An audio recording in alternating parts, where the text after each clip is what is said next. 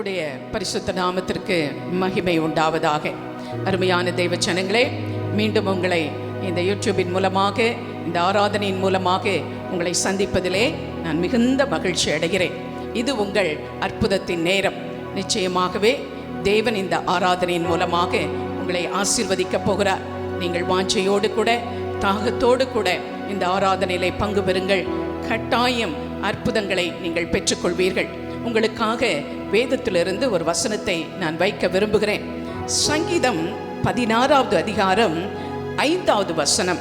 சங்கீதம் 16வது அதிகாரம் 5வது வசனம். கர்த்தர் என் சுதந்திரமும் என் பாத்திரத்தின் பங்குமானவர். என் சுதந்திரத்தை தேவரீர் காப்பாற்றுகிறீர். ஹல்லேலூயா. நம்முடைய தேசமானது இன்றைக்கு சுதந்திர தின விழாவை கொண்டாடி கொண்டிருக்கிறது. ஹல்லேலூயா. தேவன் நமக்கு கொடுத்த இந்த நல்ல சுதந்திரத்திற்காக ஆண்டவருக்கு நாம் நன்றி செலுத்த வேண்டும். எத்தனையோ பேர் தியாகம் செய்து நம்முடைய நாட்டிற்கு வாங்கி கொடுத்த இந்த சுதந்திரத்தை நாம் தேவனுடைய நாமத்திற்கு மகிமையாக நாம் பயன்படுத்த வேண்டும். ஹல்லேலூயா. அவருடைய நாமம் நம்முடைய இந்தியா தேசம் எங்கும் பரவி அநேகர் ஆண்டவராகிய இயேசு கிறிஸ்துவை ஏற்றுக்கொண்டு பரலோகத்தை நிரப்ப வேண்டும் என்ற வாஞ்சையோடு கூட இந்த நாளிலே, இந்த ஆராதனையிலே நாம் உற்சாகமாய் கர்த்தரை பாடி நாம் ஆராதனை செய்ய போகிறோம். இந்தியாவில் இயேசு நாமம் இன்றே கூற வேண்டும். இந்தியரை பரலோகத்தில் பாக்கியவான்களாய் மாற்றும் என்ற பாடலை நாம் பாடுவோம். எல்லா கரங்களை தட்டி உற்சாகமாக, இந்தியாவில் இயேசு நாமம் இன்றே கூற வேண்டும். ஆண்டவரே, இந்தியர்கள் எல்லாரையும் பரலோகத்துல கொண்டு வாங்க ஆண்டவரே என்ற வாஞ்சையோடு கூட நாம் பாட போகிறோம். இந்தியாவில் இயேசு நாமம் இன்றே கூற வேண்டும். இந்தியரை பரலோகத்தில் பாக்கியவான்களாய் மாற்றும். இந்தியரை பரலோகத்தில் பாக்கியவான்களாய் மாற்றும். எலியாக்கள் எழும்ப வேண்டும், எலிசாக்கள் எழும்ப வேண்டும், எலியாக்கள் எழும்ப வேண்டும், எலிசாக்கள் எழும்ப வேண்டும். எல்லாரும் கர்த்தரின் வல்ல நாமம் உயர்த்தியாக வேண்டும். கர்த்தரின் வல்ல நாமம் சொல்லுமா உயர்த்தியாக வேண்டும். இந்தியாவில் இயேசு நாமம் இன்றே கூற வேண்டும். இந்தியரை பரலோகத்தில் பாக்கியவான்களாய் மாற்றும்.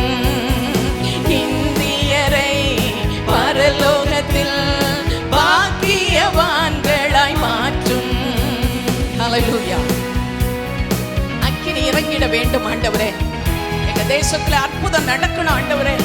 நீரே தெய்வம் என்று எங்கள் தேசத்தின் ஜாதிகள் முழங்க வேண்டும் ஆண்டவரே. இந்த விசுவாசத்தோடு கூட நாம் பாடுவோமா? ஹல்லேலூயா. அக்கினி இறங்க வேண்டும், அற்புதம் நடக்க வேண்டும். அக்கினி இறங்க வேண்டும், அற்புதம் விளங்க வேண்டும். கர்த்தரே தெய்வம் என்று ஜாதிகள் முழங்க வேண்டும். கர்த்தரே தெய்வம் என்று ஜாதிகள் முழங்க வேண்டும். இந்தியாவில் இயேசு நாமம் இன்றே கூற வேண்டும். இந்தியரை பரலோகத்தில் பாக்கியவான்களாய் மாற்றும். ஆமே, எல்லாம் சேர்த்து. இந்தியரை பரலோகத்தில் பாக்கியவான்களாய் மாற்றும். உமக்கு பானவர் யார்? எல்லார் கரங்களை உயர்த்தி. உமக்கு பானவர் யார்? உமக்கு பானவர் யார்? ஆண்டவரை பார்த்து, உமக்கு பானவர் யார்? வானத்திலும் பூமியிலும், வானத்திலும் பூமியிலும் உமக்கு பானவர் யார்? வானத்திலும் பூமியிலும் உமக்கு பானவர் யார்?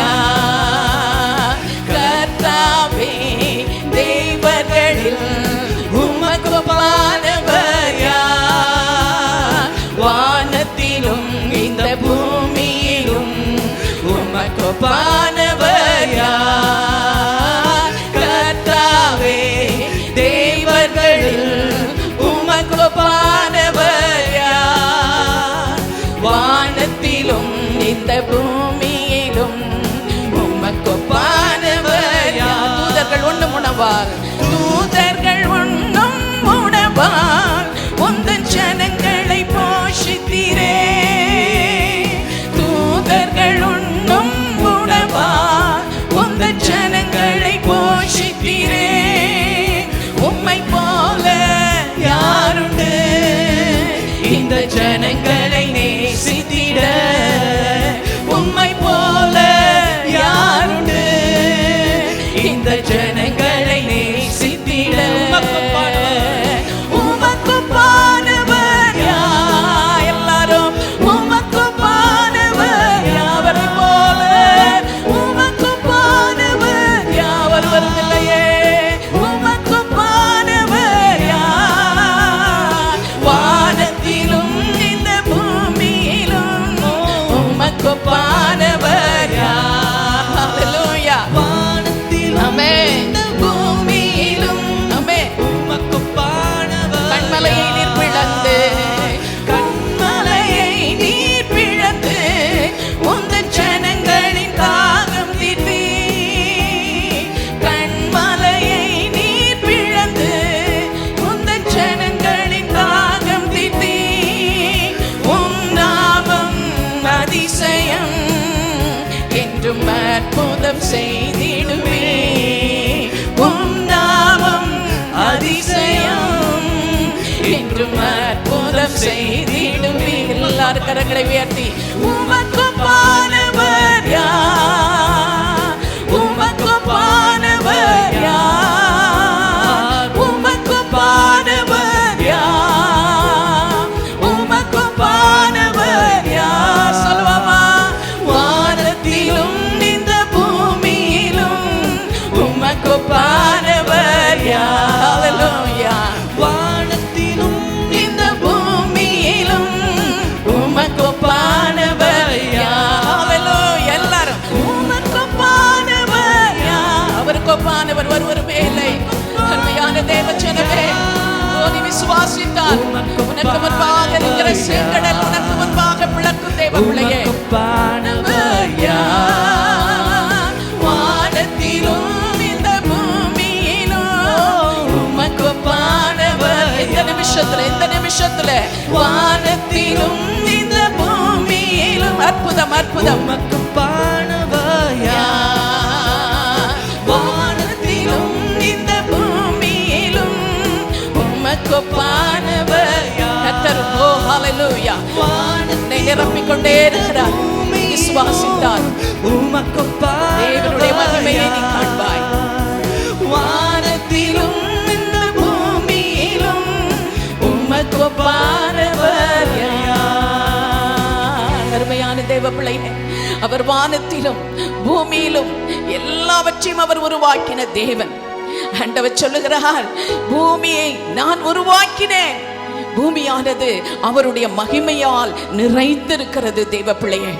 ஆனால் தேவ ஜனங்கள், அங்கே ஆண்டவர் உருவாக்கின ஜனங்கள் பாவத்திலே விழுந்து தேவனை விட்டு விலகி போனபடியினாலே தேவ மகிமையை அவர்கள் இழந்து போனார்கள். ஆனால் ஆண்டவராகிய இயேசு கிறிஸ்து அவர் தாமே இந்த பூலோகத்திற்கு வந்து உனக்காக எனக்காக உலகத்தின் பாவத்தை எல்லாம் சுமந்து தீர்த்து இந்த உலகத்தை மறுபடியுமாய் அவர் தம் பக்கமாய் திருப்பிக் கொண்டிருக்கிறார்.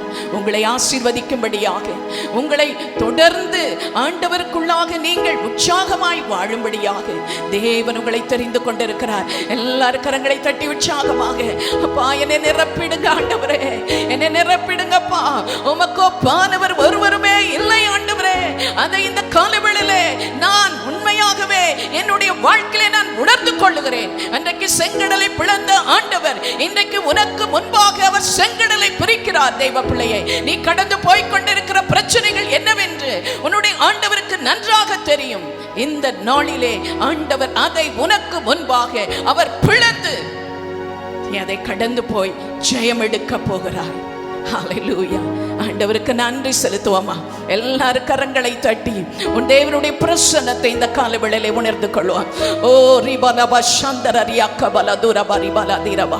கர்த்தருடைய பிரசன்னம் உன் வீட்டிற்குள்ளாக இப்பொழுது இறங்கி வருகிறது. உன்னுடைய சரீர பலவீனங்கள் எல்லாவற்றையும் அது மாற்றுகிறது.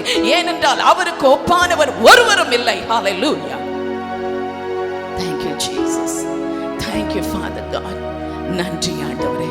அருமையான தெய்வ பிள்ளைகளே, தூரமாயிருந்த நம்மை அவர் பக்கமாய் சேர்த்துக் கொள்ளும்படியாக, நம்மையும் அவருடைய சீஷர்களாய் மாற்றும்படியாக தேவன் தம்முடைய சீஷர்களை நம்முடைய தேசத்திற்கு அனுப்பினார்.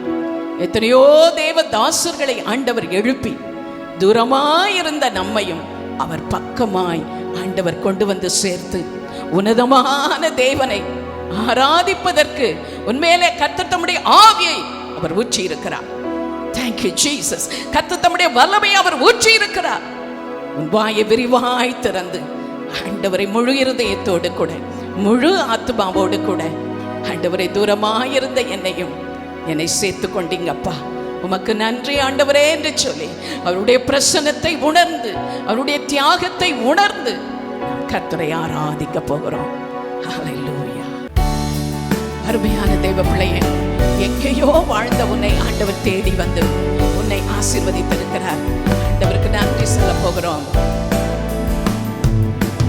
எங்கோ நான் வாழ்ந்தேன், அறியாமல் அலைந்தேன், என் நேசர் தேடி வந்தேன். எங்கோ நான் வாழ்ந்தேன், அறியாமல் அலைந்தேன், என் நேசர் தேடி வந்தேன். அவர் நெஞ்சார அணைத்து முத்தங்கள் கொடுத்து நிழலாய் மாறிவிட்டீ. சொல்வோமா? ஐயா, நெஞ்சார அணைத்து முத்தங்கள் கொடுத்து நிழலாய் மாறிவிட்டீ. கரங்களை உயர்த்தி நன்றி நன்றி உமக்கு நன்றி ஐயா, நன்றி உமக்கு நன்றி. எங்கள் அப்பா அப்பா பிதாவே, அன்பான தேவா, அருமை ரட்சகரே, ஆவியானவரே. சொல்வோம். எங்கள் அப்பா பிதாவே, அன்பான தேவா, அருமை ரட்சகரே, ஆவியானவரே. தாழ்மையில் இருந்தேன், தாழ்மையில் இருந்தேன், தள்ளாடி நடந்தேன், தயவாய் நினைவு கூர்ந்தீர். எல்லாரும் சேர்ந்து. தாழ்மையில் இருந்தேன், தள்ளாடி நடந்தேன், தயவாய் நினைவு கூர்ந்தீர். கலங்காதே கலங்காதே என்று கண்ணீரை துடைத்து கரம் பெற்றி நடத்துகின்றீர். கலங்காதே என்று கண்ணீரை துடைத்து கரம் பற்றி நடத்துகின்றீர். எல்லாரும் நன்றி. ஐயா, நன்றி உமக்கு நன்றி ஐயா, நன்றி. எல்லாரும் சேர்ந்து. உமக்கு நன்றி. அப்பா பிதாவே, அன்பான தேவா, அருமை ரட்சகரே,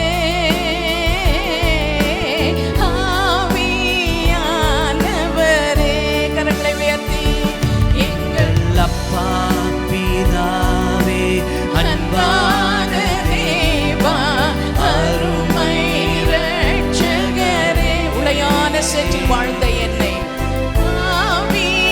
ஆவியானவரே. சேர்ந்து பாடுவோம்மா.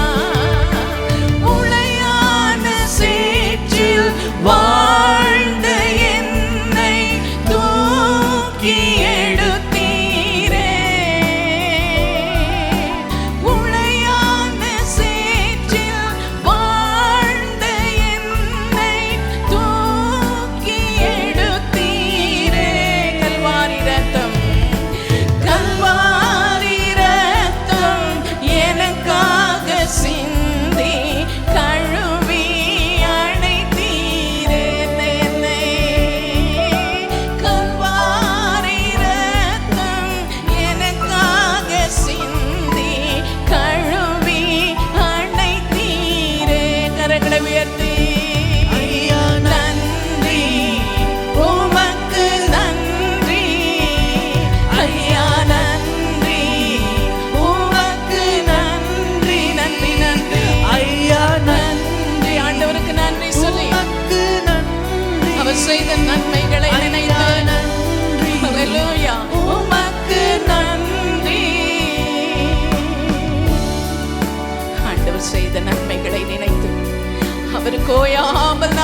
சொல்லிக் கொண்டே இருக்க வேண்டிய நேரம்.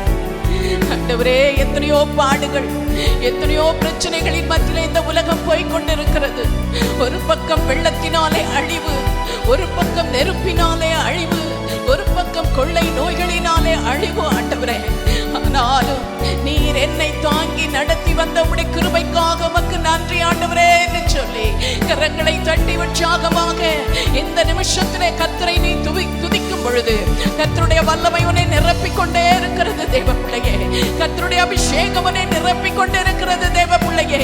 இப்பொழுது அந்த விடுதலை, இப்பொழுது அந்த அபிஷேகம், ஓ ஹல்லேலூயா, உன்னை நிரப்பட்டும், உன்னை நிரப்பட்டும் ஆண்டவரே.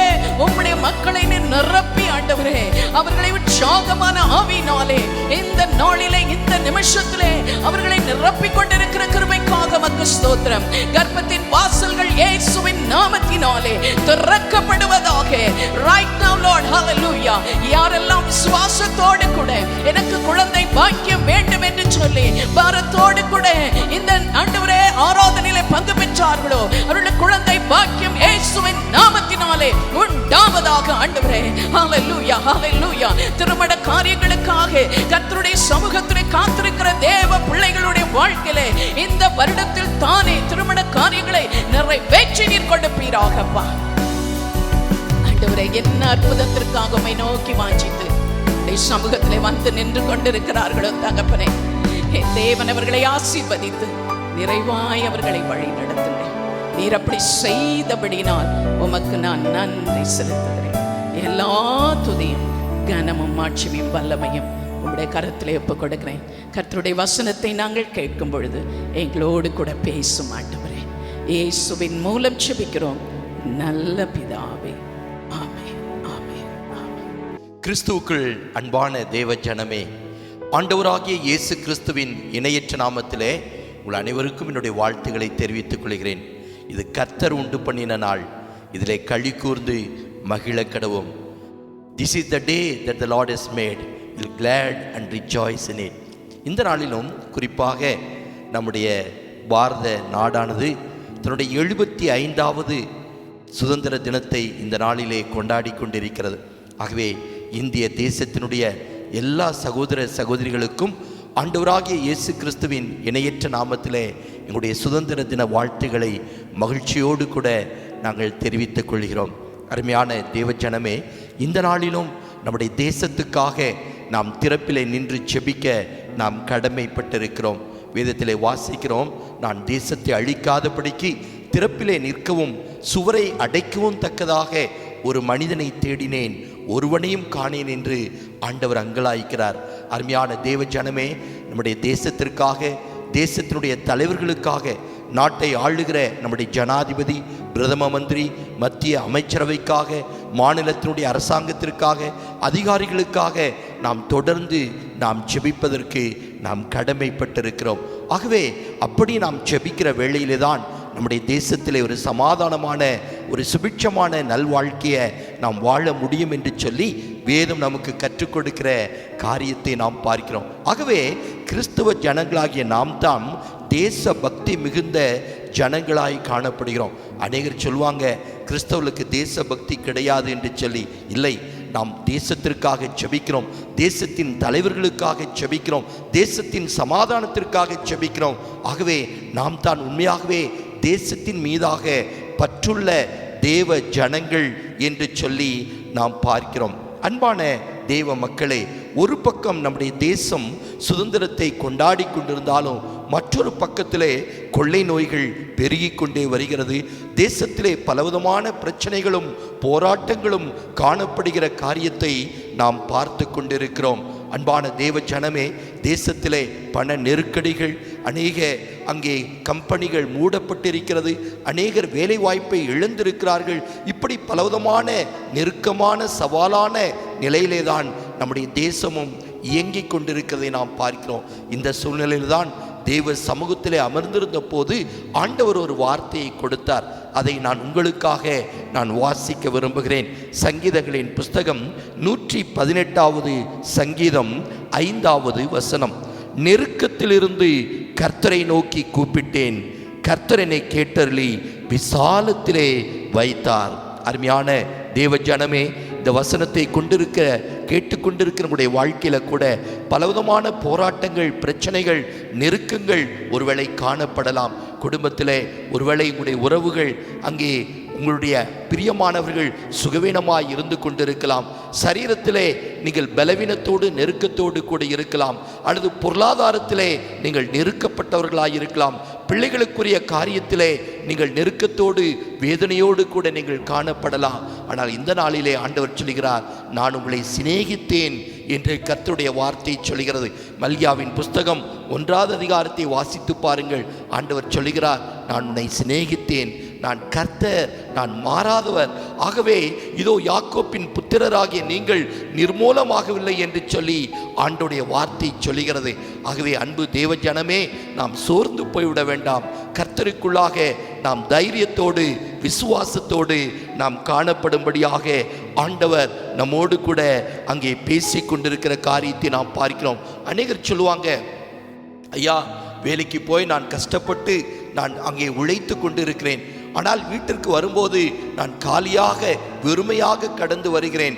காரணம் என்ன என்று கேட்டால், வழியிலேயே இதோ கடன்காரர்கள் வந்து என்னுடைய கொஞ்சம் சம்பாத்தியத்தையும் அவர்கள் பறித்து கொண்டு போய்விடுகிறார்கள் என்று சொல்லி அங்கே வேதனையோடு சொல்லுகிற காரியத்தை நாம் பார்க்கிறோம். அன்பான தேவ ஜனமே, அங்கே வேதத்திலே இப்படியாக ஒரு வசனம் சொல்லுகிறது.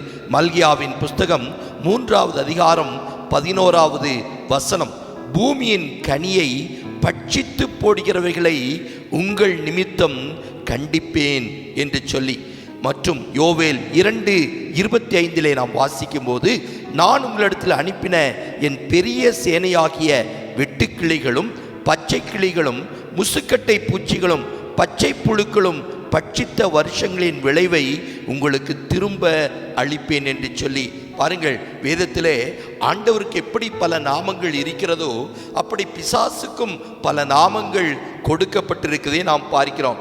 அதிலே ஒரு நாமம் அவனுக்கு கொடுக்கப்பட்ட ஒரு பெயர் என்ன தெரியுமா? அவன் பட்சிக்கிறவன், பட்சித்து போடுகிறவன்.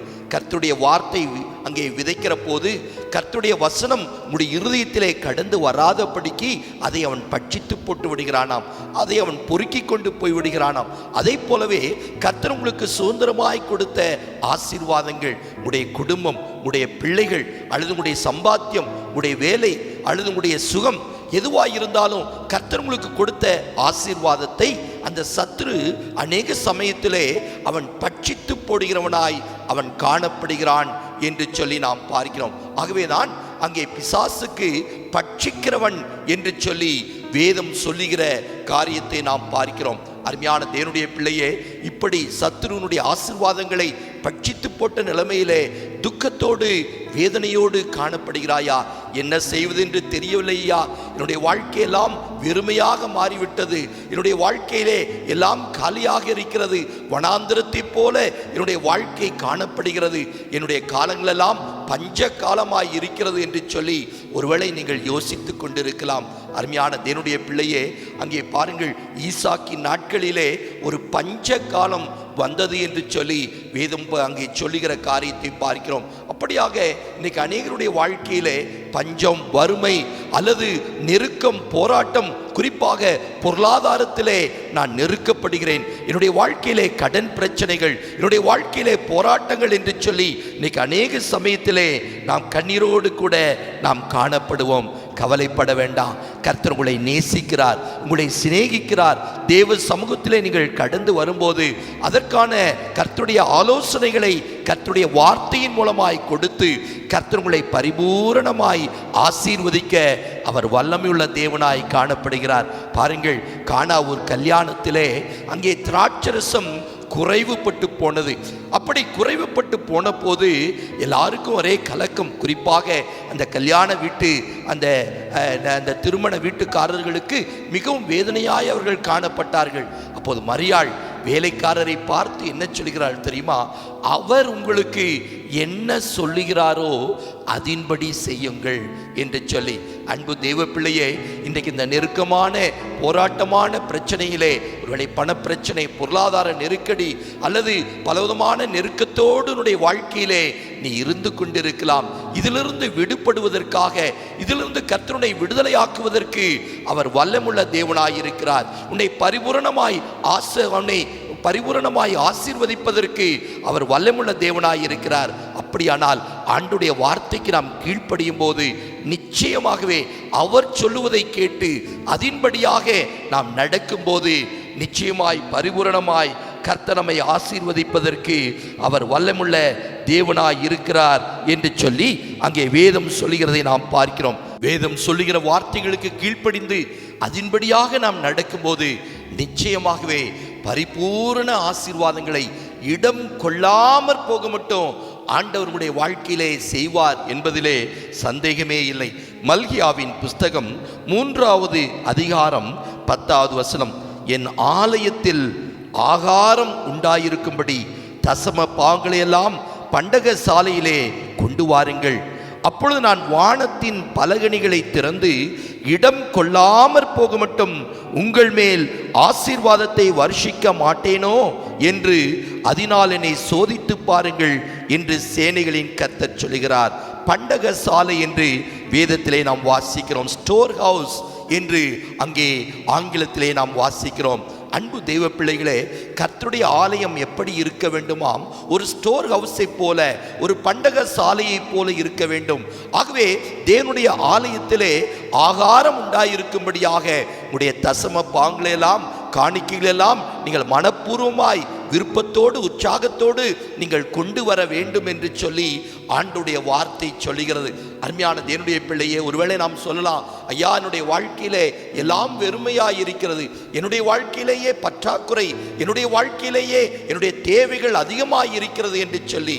அன்பு தெய்வ பிள்ளையே, ஈசாக்கு பஞ்ச காலத்திலே அவன் விதை விதைத்தானாம். அவன் பஞ்ச காலத்திலே விதை விதைத்த போது இதோ கர்த்தர் அதை ஆசீர்வதித்து அவனுடைய வாழ்க்கையிலே 100 மடங்கு ஆசீர்வாதத்தை கொடுத்தார் என்று சொல்லி நாம் பார்க்கிறோம். பஞ்ச காலத்திலே ஆண்டவர் எலியா என்கிற தீர்க்கதரிசியை அற்புதமாய் ஆண்டவர் போஷித்தார் அல்லவா? காகங்களை கொண்டு கர்த்தர் அவனை போஷித்தார். அங்கே சாரிபாத் விதவை அங்கே விறகு பொறுக்கி கொண்டிருக்கிறாள். ஒரு கரண்டி மாவும் கொஞ்சம் எண்ணெயும் தான் இருந்தது. ஒரு அப்பத்தை சுட்டு அவரும் அவருடைய மகனும் சேர்ந்து அதை சாப்பிட வேண்டும்.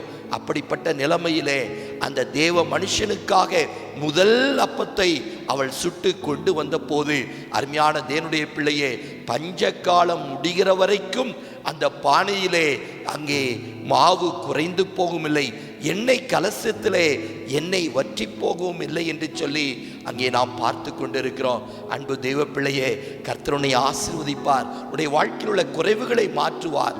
என் தேவன் தம்முடைய ஐஸ்வரியத்தின்படி உங்கள் குறைவையெல்லாம் கிறிஸ்து இயேசுவுக்குள் மகிமையிலே நிறைவாக்குவார் என்று சொல்லி வேதம் சொல்லுகிற காரியத்தை நாம் பார்க்கிறோம். அருமையான தெய்வ மக்களே, ஏறக்குறைய 25 ஆண்டுகளுக்கு முன்பாக நாங்கள் ஆலயத்தை கட்டி கொண்டிருந்த போது எங்களுடைய கையில் இருந்த பணமெல்லாம் அங்கே முடிந்து விட்டது.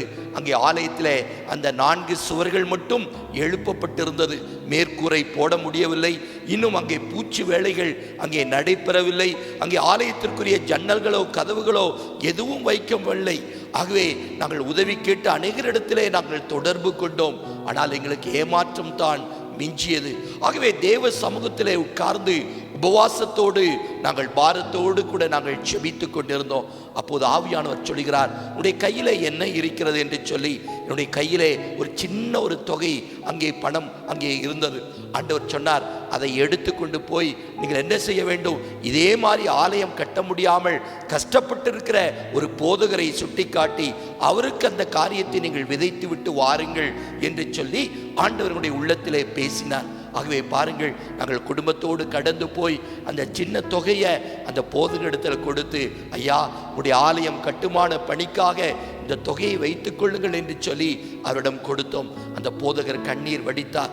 இது உங்களை பார்த்து சொன்னார், பாஸ்டர், அநேக நாட்களாக இந்த ஆலயத்தை கட்டி முடிக்க முடியாமல் அவ்வளவாய் சிரமப்பட்டு கொண்டு வருகிறேன். ஆனால் கர்த்தருடைய உள்ளத்திலே பேசி இந்த தொகையை கொண்டு வந்து கொடுக்கும்படியாக உடைய உள்ளத்திலே ஏவினார் என்று சொல்லி அவர்கள் கண்ணீரோடு கூட என்னிடத்தில் சொன்னார்கள். அருமையான தெய்வ பிள்ளைகளே, நாங்கள் அந்த காரியத்தை செய்துவிட்டு நாங்கள் திரும்பி வந்தோம். கண்ணீரோடு தேவ சமூகத்தில் ஜெபித்து கொண்டிருந்தோம். ஆண்டவர் அற்புதங்களை செய்தார். எதிர்பாராத இடங்களிலே இருந்து எங்களுக்கு உதவிகள் கிடைக்கும்படியாக ஆண்டவர் ஒரு அற்புதத்தை செய்தார்.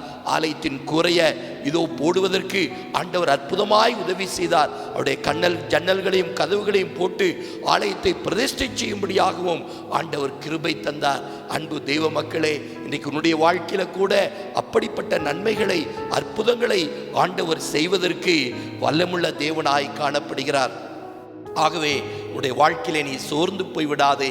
இன்னைக்கு ஆண்டவர் சொல்லுகிற ஒரு காரியம், உன்னுடைய விசுவாச கரத்தை நீட்டி கொடு. உன்னுடைய விசுவாச கரத்தை நீட்டி கொடுத்து அருமையானவர்களே, உன்னிடத்தில் உள்ள அந்த காரியத்தை நீ விசுவாச விதையாக நீ விதைப்பாயானால் ஆண்டவர் சொல்லுகிறார், அதை 1000ஆய் 10000ஆய் ஆசீர்வதித்து இடம் கொள்ளாமற் போக மட்டும் இதோ உன்னுடைய வாழ்க்கையிலே நான் பரிபூர்ண ஆசீர்வாதத்தை நான் கட்டளையிடுவேன் என்று சொல்லி ஆண்டவர் உங்களோடு கூட அவர் பேசிக் கொண்டிருக்கிறார். சரி, ஆண்டவருக்கு நாம் காணிக்கை செலுத்தும் போது அதை எப்படி செலுத்த வேண்டும் என்று சொல்லி ஆண்டவர் இங்கே வேதத்திலே அங்கே எழுதி வைத்திருக்கிற காரியத்தை பார்க்கிறோம். மல்கியாவின் புஸ்தகம் 3வது அதிகாரம் 3வது வசனம். அவர் உட்கார்ந்து வெள்ளியை புடமிட்டு சுத்திகரித்து கொண்டிருப்பார்.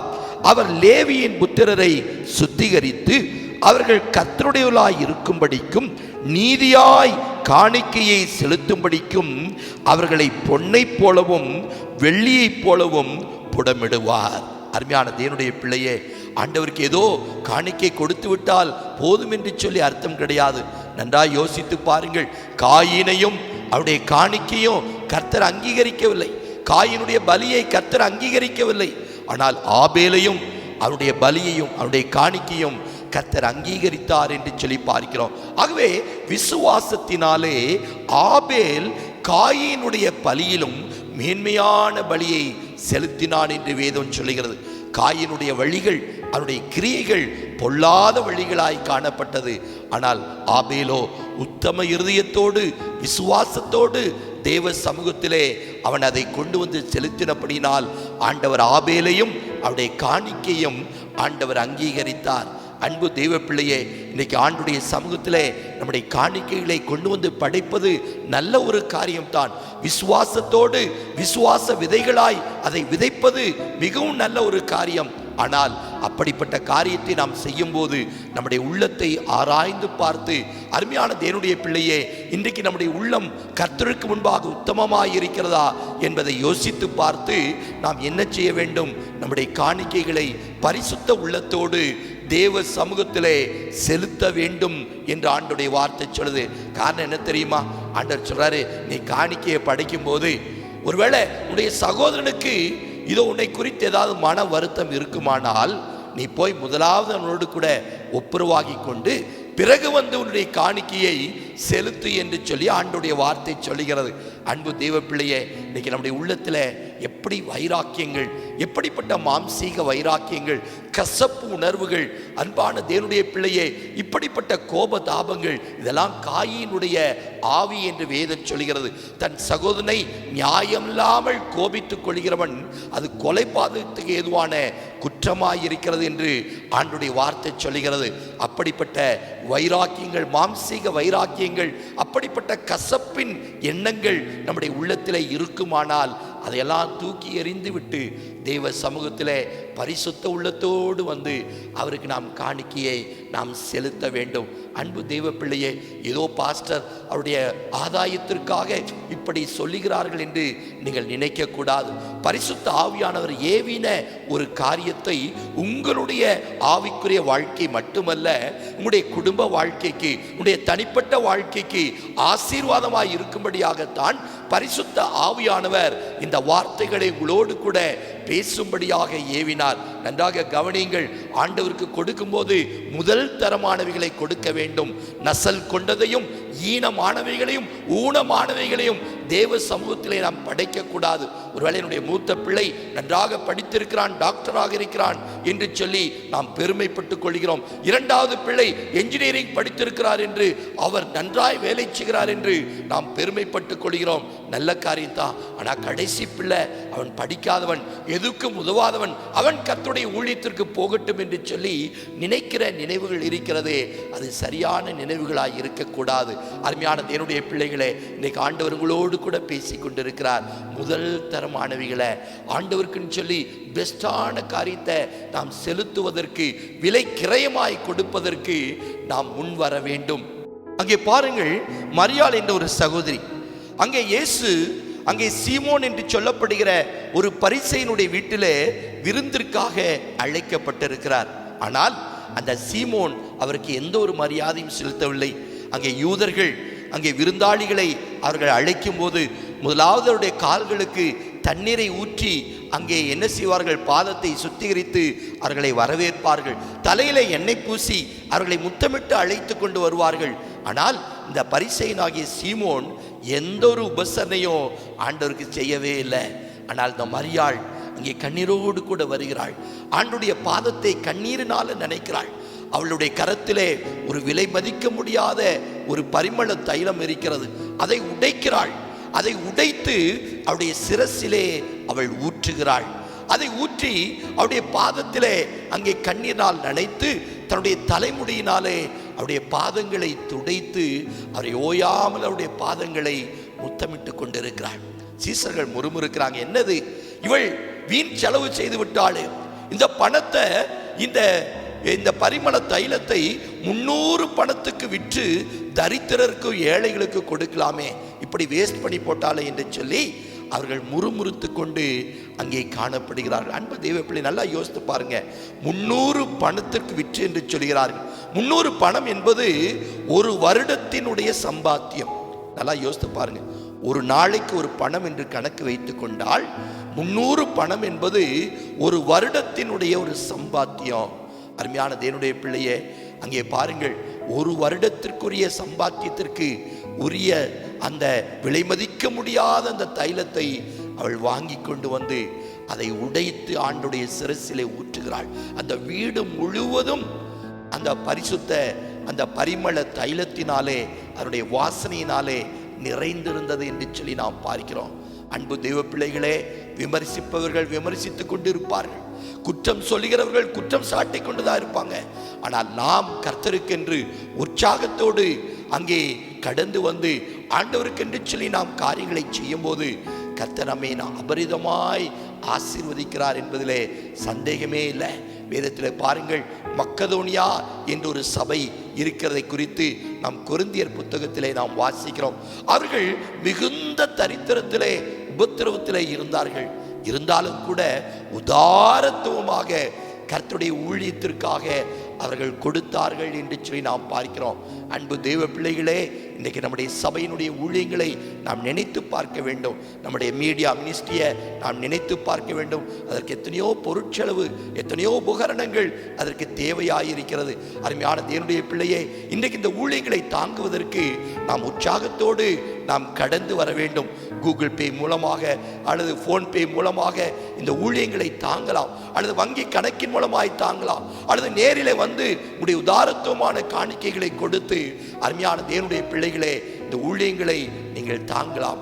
அப்படி செய்யும் போது நிச்சயமாய் கர்த்தருடைய ராஜ்யத்தினுடைய சுவிசேஷம் இன்னும் அநேகருக்கு பிரசங்கிப்பதற்கு அது ஏதுவாயிருக்கும்.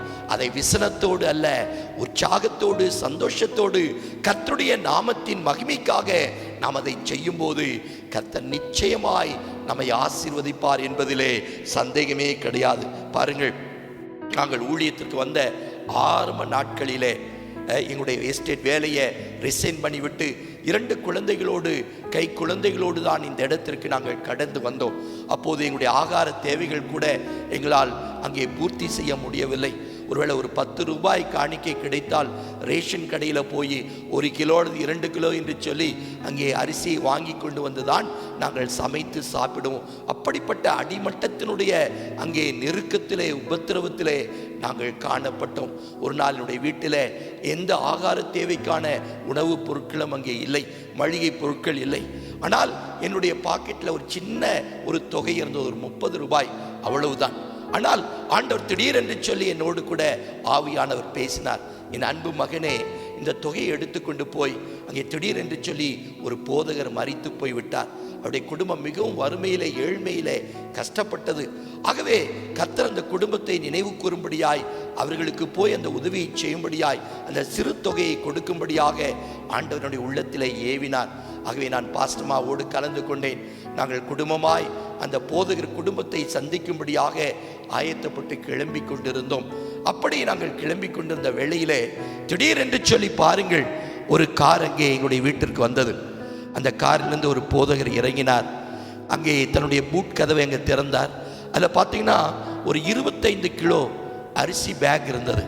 அதை தூக்கி கொண்டு வந்தார். என்னுடைய வீட்டிற்குள்ளாக வந்து, pastor, this is for you and your family என்று சொல்லி ஒரு சின்ன ஒரு ஜெபத்தை ஜெபித்து விட்டு அவர் ஓகே குட் பை என்று சொல்லி விட்டு அவர் போய்விட்டார். எங்களுக்கு ஆச்சரியமாக இருந்தது. எங்களுடைய காரியங்களை குறித்து நாங்கள் யாரிடமும் எதுவும் சொல்லவே இல்லை. ஆனால் கர்த்தர் அந்த போதருடைய உள்ளத்திலே பேசி எங்களுக்கு அந்த அரிசி பேக்கை வாங்கி கொண்டு வரும்படியாக ஆண்டவர் அவருடைய உள்ளத்திலே பேசினார். கர்த்தருக்கு நன்றி சொன்னோம். அப்போது பாருங்கள், ஆண்டவர் தொடர்ந்து எங்களோடு பேசினார். அந்த அரிசி பேக்கை திறந்து அதிலிருந்து கொஞ்சம் அரிசி எடுத்து மற்றொரு பையிலே போட்டு அந்த போதகர் வீட்டிற்கு நாங்கள் கடந்து போனோம். அந்த போதகருடைய மனைவி பாஸ்டமாக இருந்தார்கள். அவர்களை சந்தித்த அந்த கொஞ்சம் அரிசியையும் இதோ என்னுடைய பாக்கெட்டில் இருந்த சின்ன தொகையாகிய அந்த 30 ரூபாயை நாங்கள் கொடுத்தோம். என்னுடைய கரத்தில் வேறு பணம் இல்லை. ஒருவேளை என்னுடைய ஸ்கூட்டருக்கு பணம் அங்கே பெட்ரோல் போடுவதாக இருந்தாலும் அங்கே எனக்கு பணம் எதுவும் இல்லை. அப்படிப்பட்ட சூழ்நிலையிலே எங்களுக்கு இருந்த எல்லாவற்றையும் நாங்கள் விதைத்து விட்டு நாங்கள் கடந்து வந்து விட்டோம். ஆண்டுடைய பாதத்திலே நெருக்கத்தோடு தான் நாங்கள் காணப்பட்டோம். அன்பு தெய்வ பிள்ளைகளே, அடுத்த நாள் நான் அவசர வேலையாக அங்கே டவுனுக்கு நான் போக வேண்டியிருந்தது.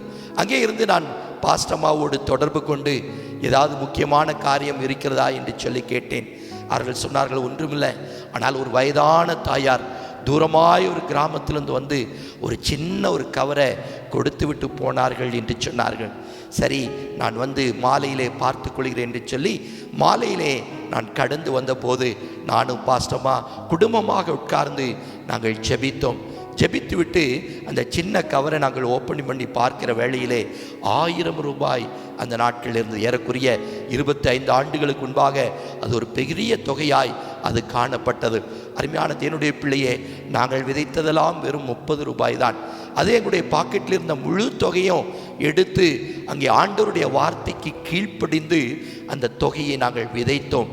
கர்த்தர் அதை ஆசீர்வதித்தார், பெருக பண்ணி எங்களுக்கு 1000 ரூபாயாக கர்த்தர் அந்த நாட்களிலே திரும்பி கொடுத்தார். நம்முடைய ஆண்டவர் வல்லமுள்ள தேவன். ஆண்டவருடைய வார்த்தை சொல்கிறது, நான் கர்த்தர், நான் மாறாதவர். ஆகவே யாக்கோப்பின் புத்திரராகி நீங்கள் நிர்மூலமாகவில்லை.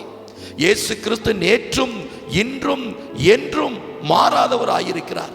அருமையான தேவனுடைய பிள்ளையே, உடைய தேவை ஆண்டவருக்கு ஒரு பெரிய பிரச்சனை கிடையாது.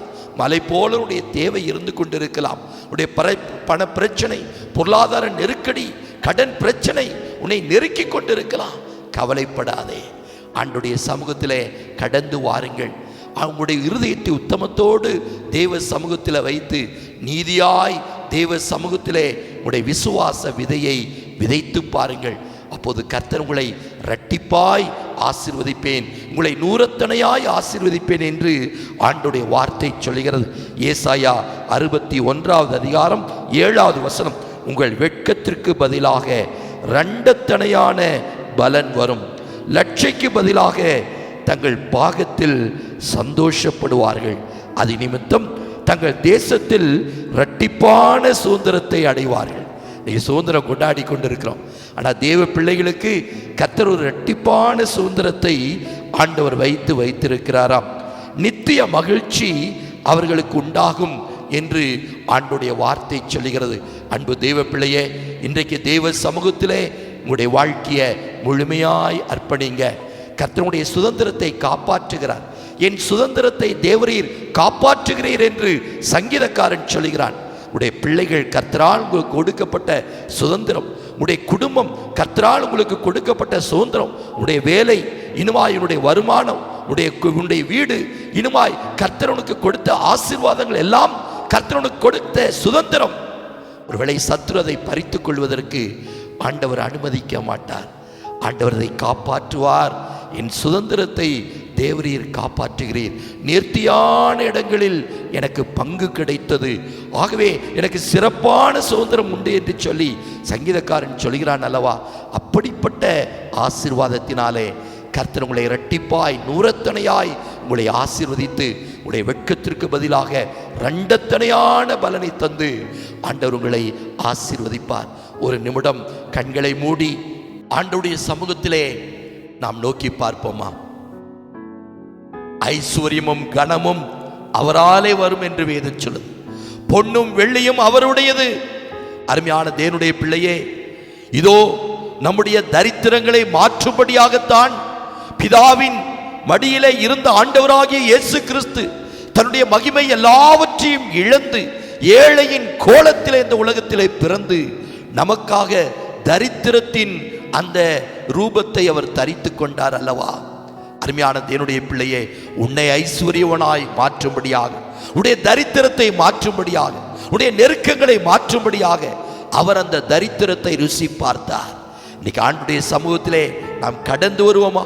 அவருடைய வார்த்தைகளுக்கு நாம் கீழ்ப்படிவோமா? உடைய நெருக்கங்கள் எல்லாவற்றையும் மாற்றி ஆண்டவர் உங்களை ஆசீர்வதித்து உங்களை வல்லமையாய் உங்களை நிரப்புவதற்கு அவர் வல்லமையுள்ளவராயிருக்கிறார்.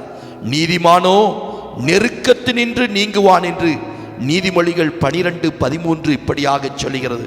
அன்பு தேவ பிள்ளையே, உடைய எல்லா நெருக்கத்திலிருந்தும் கர்த்தர் உன்னை விடுதலையாக்கி உனக்குன்னு ஒரு விசாலத்தை ஆண்டவர் கொடுப்பார், பரிபூர்ணத்தை ஆண்டவர் கொடுப்பார். ஆண்டவருக்கு நன்றி சொல்லுமா? கிருபை நிறைந்த அன்பின் தகப்பனே, பரிசுத்த பிதாவே, இந்த வார்த்தைகளை கேட்டுக்கொண்டிருந்த என்னுடைய அன்பு சகோதர சகோதரிகள், அவருடைய கண்ணீரை நீர் பார்க்கிறீர், அவருடைய வெறுமையை பார்க்கிறீர், அவருடைய தரித்திரங்களை பார்க்கிறீர், அவருடைய பண பிரச்சனைகள், பொருளாதார நெருக்கடிகள், அவருடைய தரித்திரங்கள், ஆண்டவரை எல்லாவற்றையும் நீர் பார்த்து கொண்டிருக்கிற தேவனையா, நீர் மனம் இறங்குவீராக. ஒரு விசை கூட கர்த்தருடைய அற்புதம் இந்த நாளிலே கடந்து வரட்டும் என்று நான் ஜெபிக்கிறேன். அவருடைய கண்ணீரை துடைப்பீராக, அவருடைய நெருக்கங்களை மாற்றுவீராக. ஆண்டவரே, எந்த இடத்திலே ஆண்டவரே பொருளாதார நெருக்கடிப்பட்டு அவமானமும் இலட்சியம் அடைந்தார்களோ அதே இடத்திலே ஆண்டவரே உம்முடைய பிள்ளைகளை நீர் இரட்டிப்பாய் நீர் ஆசீர்வதிக்கும்படியா நாங்கள் ஜெபிக்கிறோம். அவர்களுக்கு வேண்டிய நல்ல சுகத்தையும் பலத்தையும் ஆரோக்கியத்தையும் தருவீராக. சத்துரு எந்தெந்த ஆசீர்வாதங்கள் எல்லாம் பறித்து போட்டானோ, whatever the blessings the devil has stolen from them, Lord, give it back to them in double measure, Lord. அதை இரண்டத்தனையாக இயேசுவின் நாமத்திலே நீர் கொடுக்கும்படியாக நாங்கள் ஜெபிக்கிறோம். இயேசுவின் நாமத்திலே அவர்கள் அதை பெற்றுக்கொள்வார்களாக. பரிபூர்ண ஆசீர்வாதங்களை அவர்கள் பெற்றுக்கொள்வார்களாக. அவருடைய எல்லா பலவீனங்கள், சோர்வுகள், ஆண்டவரே சரீர குறைவுகள், ஆண்டவரே இன்னும் வியாதிகள், கொள்ளை நோய்கள் எதுவாயிருந்தாலும் இயேசுவின் நாமத்திலே கட்டிந்து கட்டி விலகி போய் இயேசுவின் நாமத்திலே என்று நாங்கள் கட்டளை கொடுக்கிறோம். இவர்கள் ஆண்டவரே என்னென்ன ஆசீர்வாதங்களை விரும்புகிறார்களோ அதையெல்லாம் நீர் திரளாய் கொடுப்பீராக. இஸ்ரவேலை ஆசீர்வதிப்பதே உமக்கு பிரியமான காரியம் அல்லவா. உம்முடைய பிள்ளைகளை ஆசீர்வதித்து அவருடைய கண்ணீரை துடைத்து அவர்களுக்கு அற்புதங்களை செய்து நன்மையினாலும் கிருபையினாலும் உம்முடைய பிள்ளைகளை முடிசூட்டுவீராக.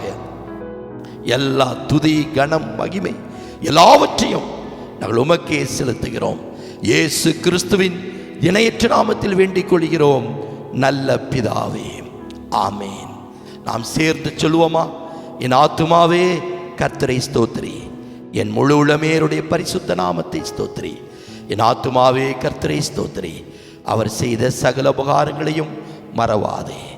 நம்முடைய கர்த்தராகிய இயேசு கிறிஸ்துடைய கிருபையும் பிதாவாகிய தேவனுடைய அன்பும் பரிசுத்த ஆவியானுடைய அந்யோன்ய ஐக்கியமும் சகவாசமும் பாதுகாவலும் வழிநடத்துதலும் ஆசீர்வாதங்களும் என்றும் என்றும் சதா காலங்களிலும் தெய்வ மக்கள் அனைவரோடும் கூடியிருந்து கர்த்தருடைய வருகை மட்டும் பாதுகாக்கப்படுவதாக. ஆமேன், ஆமேன். God bless you.